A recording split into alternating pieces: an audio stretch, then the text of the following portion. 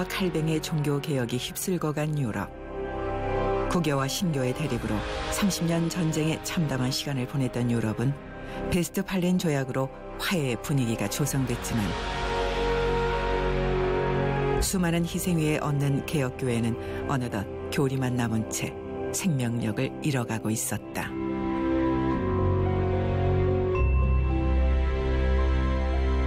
경건주의가 사실은 이제 1660년경에 일어나거든요. 종교개혁이 1517년에 일어나잖아요. 독일이 종교개혁으로 엄청난 교리의 축복을 받고 새로운 삶을 열었다고 하는 점에서 엄청난 의미가 있는데, 그것이 일어난 지 150년 만에, 아니죠, 100년 만에 1618년, 48년, 30년 종교전쟁이 일어나요. 딱 100년 만에. 그리고 유럽은 황폐화돼 버려요. 이랬을 때 사람들은 당황하게 된 거예요. 도대체 어떻게 된 거냐, 이게. 이때 또 한 번 독일 교회를 깨웠던 경건주의 운동. 교리 수호보다 말씀 실천과 성령 임재를 강조했던 경건주의는 슈페너에 의해 프랑케가 그 토대를 만들고 실천했다. 프랑케는 날마다 성령 안에서 자신을 먼저 개혁했고 주변의 가난하고 소외된 이들과 고아들을 살리는 일에 최선을 다했다. 그의 영향을 받은 친첸도르프는 수많은 하나님의 백성을 세계로 파송했고 그 흐름이 이어지면서 19세기 많은 선교사가 한국과 중국의 영혼을 살리는 데 결정적인 역할을 했다.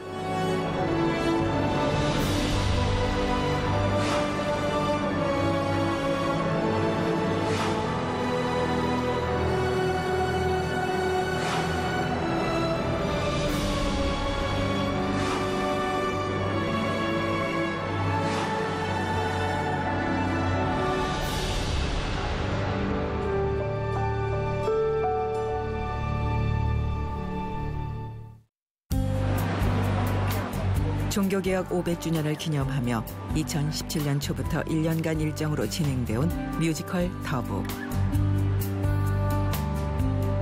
종교개혁으로 인해 일반인에게 전해졌던 성경의 위력을 실감 있게 묘사하고 있다.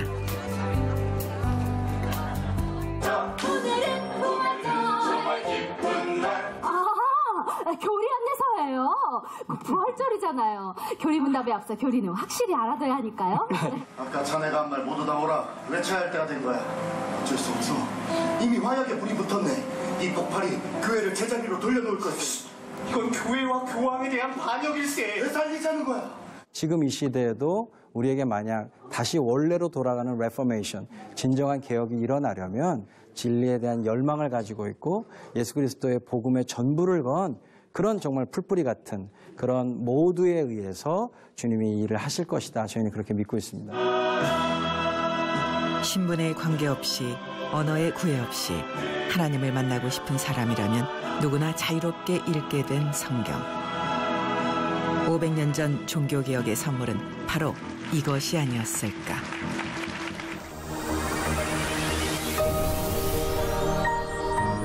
(500년) 전 루터의 종교개혁은 성경운동이었다. 사람의 말이나 그 어떤 제도가 하나님의 말씀보다 우선될 수 없다는 것. 그걸 가르쳐주는 성경을 모든 사람들이 직접 읽을 수 있게 된 것이다.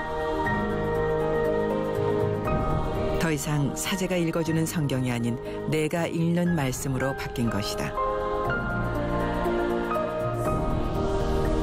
그래서 종교개혁가들은 하나같이 성경을 자신의 모국어로 번역하면서 개혁운동이 시작됐다. 존 위클리프와 얀 후스, 루터가 그랬고 전 세계로 복음이 전해질 때마다 가장 먼저 일어난 일은 성경 번역이었다. 서구 2000년의 기독교 역사를 보면은 성경이 한 언어에서 한 언어로 이렇게 번역이 될 때마다 시대가 바뀝니다. 역사가 바뀌어요. 그래서 히브리 말로 되어 있던 구약 성경이 헬라 말로 번역된, 우리가 세프트야진트라 그럽니다. 70인역이라는데 그게 번역이 되면서 소위 그리스 로마 시대가 시작이 돼요. 그리고 헬라 말로 있었던 성경이 라틴어로 번역이 되면서 그러면서 중세가 시작이 돼요. 그 라틴어 성경이 독일어와 영어로 번역이 되면서 종교개혁 시대가 시작이 돼요. 근대가 시작이 됩니다. 그래서 성경이 한 언어에서 다른 언어로 번역이 되면은요, 그게 한 경전의 문서의 번역이 아니에요. 시대를 바꿉니다. 우리나라도 예외는 아니었다. 미지의 땅 조선의 영혼을 깨우기 위한 움직임이 곳곳에서 일어났다. 그것은 바로 성경의 전래. 1885년 아펜젤러 선교사가 입국할 때 일본에서 인쇄된 마가복음 한글 성경을 가방에 넣고 왔던 것처럼 선교가 이루어지기 전 이미 그 나라의 말로 된 성경이 먼저 존재했던 것은 어디에서도 찾아볼 수 없었다. 유일하게 우리나라에서만 일어난 신비였다. 영어와 한문으로 존재하던 성경이 한글로 번역되면서 한반도는 근대화로 접어들게 됐다. 500년 동안 변하지 않았던 한반도의 역사를 바꾸어 놓은 것이다. 선교사들이 오셔서 복음을 전했지만 그 이전에 이미 우리 신앙의 선배들이 만주에 가서 말씀을 갖고 들어왔죠. 그리고 또 선교사들도 오셔서 국내에서도 말씀을 받게 되었고, 이것을 보면 우리 종교개혁의 첫 출발, 오직 말씀으로라고 하는 그 정신이 한국교회는 시작과 함께하였다고 우리가 볼 수 있을 것입니다. 미국, 캐나다, 호주 장로교회를 중심으로 미지의 땅 조선의 선교를 서원하는 젊은 선교사들이 일어났고, 그 헌신의 발걸음은 한국교회의 태동을 알렸다. 1885년 4월 5일 이제 제물포항에 이제 들어오면서 아펜젤러 선교사와 이제 언더우드 선교사, 이제 북장로교회와 이제 북감리교회와 북장로교회 선교사로서 이제 각각 들어오게 되는데, 이분들에 의해서 이제 한국의 선교사가 내한해서 이제 복음을 전하게 되는 그 시발점이 되었습니다. 인천, 부산, 군산 등 배가 닿는 곳마다 도착했던 복음. 말씀이 전해지는 곳마다 변화가 일어났다. 그러면서 성경을 읽으면서 기독교인들이 그런 평등의 가치관, 평등의 질서, 이거를 교회 안에서부터 구현하기 시작해요. 그러다 보니까 양반과 상민이 같이 예배를 드리고, 남자와 여자가 같은 지붕 아래서 예배를 드리고, 그래서 이런 수직적인 질서가 아니라 이젠 수평적인 관계로 자유와 평등, 해방, 이런 가치를 성경에서 찾아내는 거죠. 높고 낮음의 지위도, 재물의 많고 적음의 차이도 하나님 나라에서는 아무 의미가 없다는 것을 깨닫게 된 것이다.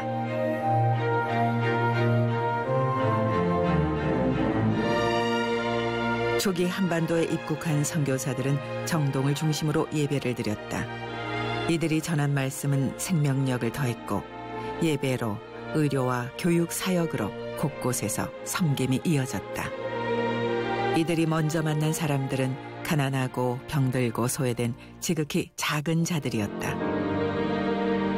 이들의 섬김과 헌신으로 예수 그리스도가 구원자임을 고백하는 사건들이 터져나오기 시작했다.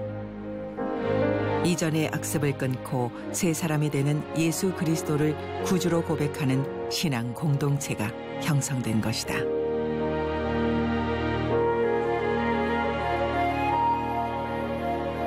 초기 한국에서 예수를 믿고 혹시 세례를 받는다든가 학습을 받게 될 때는 보통 몇 가지 다짐을 했습니다. 보통 5가지인데, 제일 중요한 것이 주일 성수하겠는가, 두 번째 술과 담배를 끊겠는가, 그 다음에 그 당시 첩을 두는 분이 많아서 취첩인데 축첩을 그만두겠는가.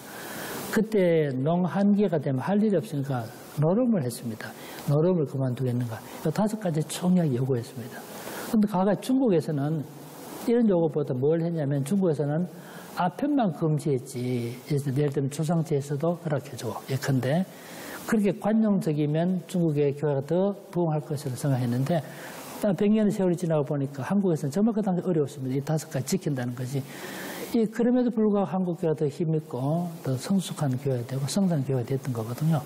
정말 아무리 어려워도 기독교의 기본적 가치를 지켜나갈 때 이것이 결국은 신앙적인 성숙도 가져오지만 사회를 변화시키는 힘이 됐다는 사실을 알 수가 있습니다. 장로교에서는 노충경, 감리교에서는 박중상. 첫 세례자의 등장은 열매 없어 보이던 선교 사역에 큰 희망이 되었다. 세례를 받는다는 것은 이전의 삶과의 단절을 의미했다.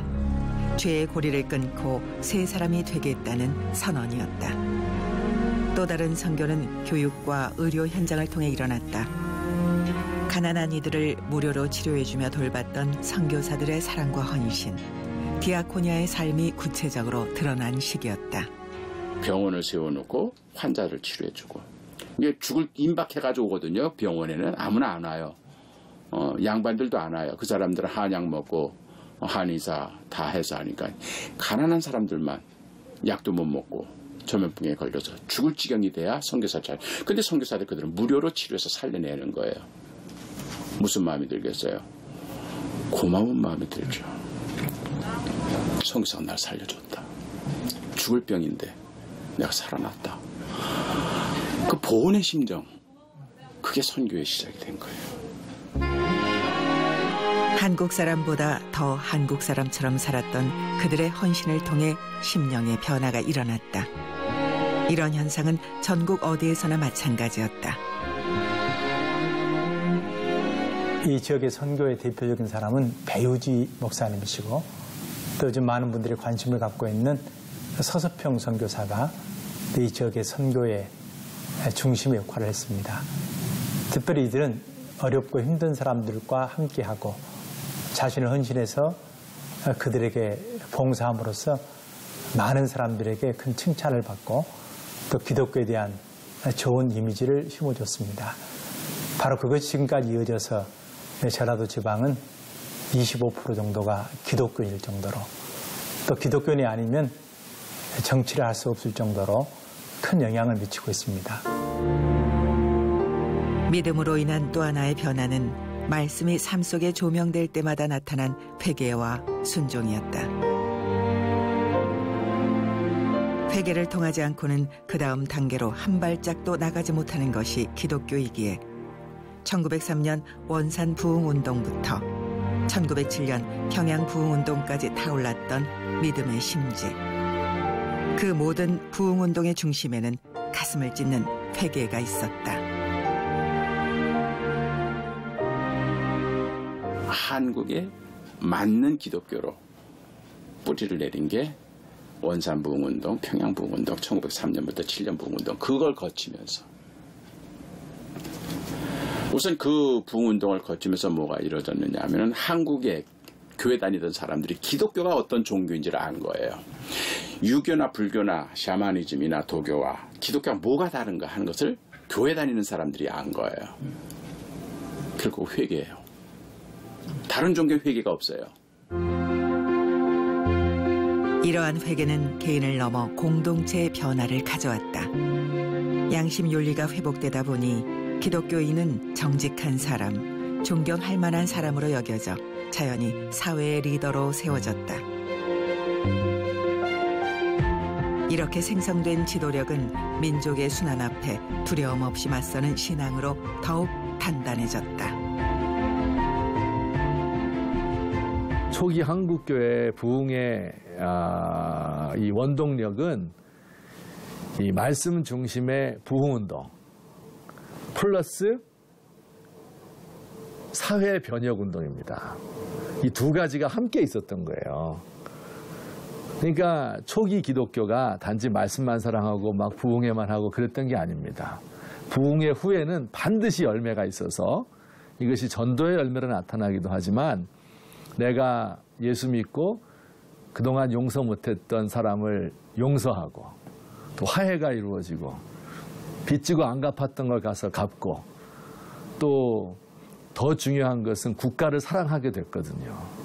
그 전까지는 내 가문 위주의 이런 어떤 가치관을 가지고 있었다면 부흥 이후에 선교사님들의 이 영향도 많이 받았지만 애국심이 강해지게 되었습니다. 그러다 보니까 이 독립운동가들이 나오게 되고 의열단 사건 가운데 대다수가 이제 기독교인을 차지하게 되고 그래서 이제 3.1운동의 중심 세력이 되고 이래서 국가를 향한 어떤 그 디아코니아 이것이 이제 교회 안에서 일어나게 되므로 이게 많은 사람에게 좋은 이미지로 각인되었고 이게 한국교회 성장의 가장 큰 동력이 되었다고 저는 믿습니다. 3.1운동 당시만 하더라도 한국 기독교 인구는 1% 지나지 않습니다. 1% 지나지 않았지만은 3.1운동의 준비 단계, 동원 단계, 거서 단계에서 보통 25% 내지 30%의 역할을 감당했다. 이렇게 평가를 하고 있습니다. 거사 만세운동이 일어났던 곳을 다 표시해보면 교회가 있는 곳이라든가 기독교가 강한 곳이었습니다. 이런 것을 보면 이 당시 초기 한국인들이 비록 숫자적으로 적어도 기독교에는 정체성이 분명했다는 생각이 들고 그 당시 애국에 대한 나라에 대한 사랑 이런 사랑이 많이 컸다는 생각을 합니다. 초기 한국 기독교인들이 처했던 상황을 가만히 살펴보면 그 당시 정치적 상황이 매우 불리하지 않았습니까? 정말 기대를 얻는 하나님뿐이었습니다. 우리가 소망을 뚫고서 오직 하나님뿐입니다. 그런 기록이 나옵니다. 이것을 볼 때 진짜 이 땅에 두 발을 딛고 살지만 하나님 나라에 대한 소망을 가지고 기독교인에는 분명한 정체성을 가지고 살았기 때문에 그런 영향을 끼치지 않았을까 그런 생각이 듭니다. 일제 지배에 저항하며 전국적으로 일어났던 3.1운동, 신사참배 거부, 그리고 6.25 전쟁까지 많은 기독교인들이 불의에 항거하며 나섰다. 두려움 없는 믿음으로 나라를 그리고 신앙을 지켰던 사람들, 수많은 순교자가 거기 있었다.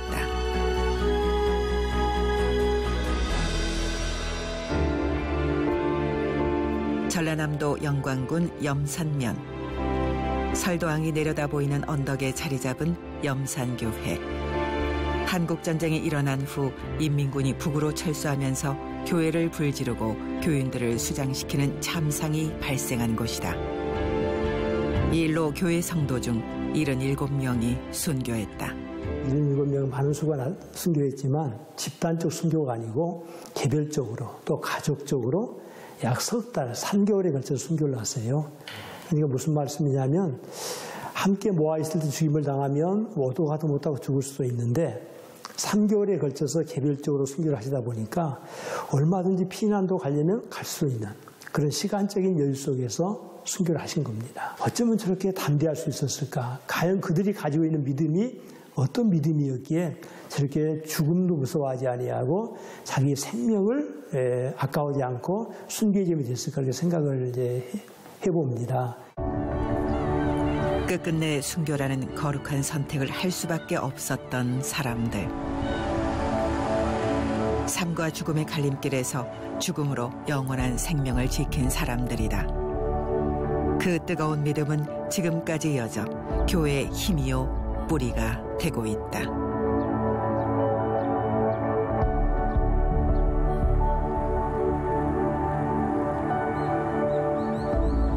역사의 질곡 속에 하나님의 이름으로 희생을 아끼지 않았던 믿음의 선배들, 그리고 먼 땅 미지의 나라에서 온전히 헌신했던 수많은 선교사들. 이들의 희생과 헌신의 유일한 이유는 바로 하나님의 사랑 때문이었다. 그 사랑 때문에 삶과 죽음의 경계를 뛰어넘어 순종할 수 있었고, 그 사랑 때문에 말씀을 삶으로 살아낼 수 있었다.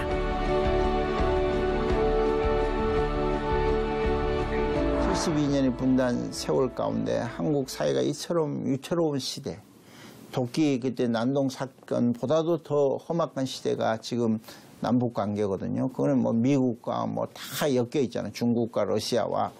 그래서 세계 전쟁으로 나아갈 수 있잖아요. 그런 상황 속에서 과연 기독교가 어떤 역할을 해야 되느냐 하는 기념하는 500주년을 기념하는 것뿐만 아니라 우리가 가지고 있는 신앙을 세상 속에서 어떻게 빛과 소금으로 정말 나타낼 수 있는가를 깊게 고민할 뿐만 아니라 또 하나는 종교개혁 500주년을 기념하는 걸로 끝나는 것이 아니라 오늘 이 어둠이 깊어 있는 한국 사회에서, 교회와 사회에서 우리가 제2의 종교개혁을 해내야 되지 않느냐는 거죠.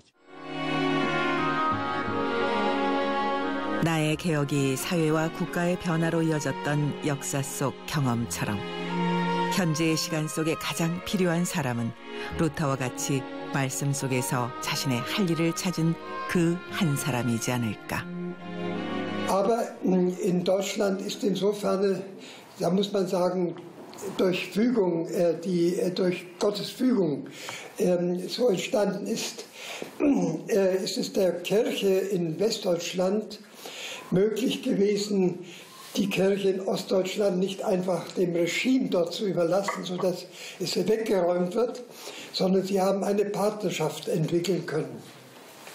Und zwar eine doppelte Partnerschaft, eine Diakoniepartnerschaft. Die Diakonie Westdeutschlands hat die Einrichtungen in der DDR, in Ostdeutschland unterstützen können. Und jede Gemeinde in Westdeutschland hatte den Auftrag, eine Gemeinde in Ostdeutschland zu unterstützen, sodass eine Gemeindepartnerschaft zustande kam. 2017년 한국교회에 던지는 종교개혁의 의미는 무엇일까? 종교개혁가들이 그토록 목숨 걸고 찾았던 말씀의 근원. 지금 우리는 그곳으로 돌아가고 있는 것일까? 우리 자신이 말씀 앞에서 어떤 모습을 보이고 있나? 과연 우리의 삶의 주인이 그리스도신가? 물질인가? 명예인가? 권력인가? 이런 것들을 깊이 돌아보게 하는 그런 계기라고 보여지고 나부터 왜냐면 루터가 그랬으니까 루터가 성경에 이렇게 써 있어 이게 아니라 본인이 먼저 하나님 앞에 의롭게 서려고 하는 그 모진 암팩팅이라고 하고 그러는데 그 고뇌 속에서 그 복음이라고 하는 놀라운 진수를 재발견한 거거든요. 마찬가지로 한국에 주는 메시지는 나부터 저항정신을 좀 회복했으면 좋겠어요. 죄에 대해서, 거짓에 대해서, 위선에 대해서 우리가 저항할 수 있어야 되고 진리가 아닌 것들에 대해서는 용기를 좀 가지고 아니요라고 말할 수 있어야 한다고 생각합니다. 무엇을 믿을까가 100년 걸려요. 그러면 어떻게 살까가 또 100년의 시간을 요구해요. 우리 한국도 지금 130년쯤 어떻게 살까? 지금까지는 믿음에 대한 이야기를 많이 했어요. 그러나 지금은 어떻게 그 믿음을 우리의 삶 속에 보여줄까? 말씀 속에 계시는 하나님, 그리고 말씀으로 보여주시는 이웃. 500년 전 종교개혁이 하나님과 이웃의 발견이었듯이 오직 믿음으로, 오직 말씀으로, 오직 은혜로 시대적 어려움을 함께 나누며 약한 자들 곁에 머물렀던 한국교회. 국내외 곳곳의 선교 현장 속에 삶으로 나타나는 아름다운 믿음의 전통은 지금도 이어지고 있다. 끝나지 않은 종교개혁. 지금도 하나님을 사랑하고 그 뜻을 온전히 이루고자 하는 종교개혁가의 후예들로 인해 부패된 곳의 소금으로, 어두운 세상을 밝히는 빛으로 21세기의 종교개혁은 지금도 계속되고 있다.